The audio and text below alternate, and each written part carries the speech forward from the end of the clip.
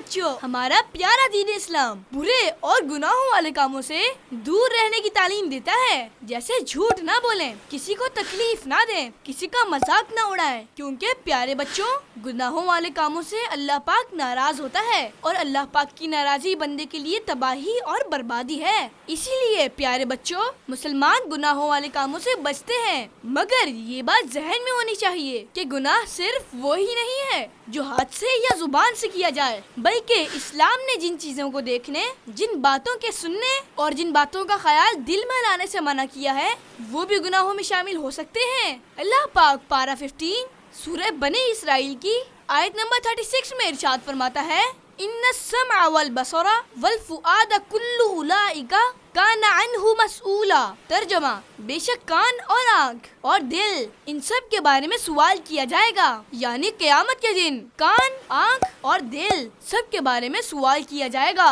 کہ تم نے ان سے کیا کام لیا۔ کان سے قرآن پاک اور احادیث کریمہ سنے، علم کی باتیں سنی اور ان کے علاوہ دوسری نیک باتیں سنی، یا غیبت سننے، بیکار باتیں سننے اور گانے سننے میں اپنے کانوں کو لگایا۔ اسی طرح آنکھ سے جائز اور اچھی چیزیں دیکھیں، مثلاً دین کی کتابیں، یا والدین اور بزرگوں کو دیکھا، یا پھر سوشل میڈیا پر بری چیزیں دیکھی۔ اسی طرح دل میں صحیح عقائد اور اچھے اور نیک خیالات و جذبات تھے، یا غلط عقائد اور برے منصوبے اور خیالات ہی ہوتے تھے۔ پیارے بچوں، اس آیت مبارکہ سے معلوم ہوا کہ ہمیں صرف جائز اور اچھی چیزیں ہی دیکھنی ہیں، بری باتیں بالکل نہیں سننی، صرف اچھے اور پازیٹیو خیالات ہی رکھنے ہیں، کیونکہ کان، آنکھ اور دل کے بارے میں کل قیامت کے دن سوال کیا جائے گا۔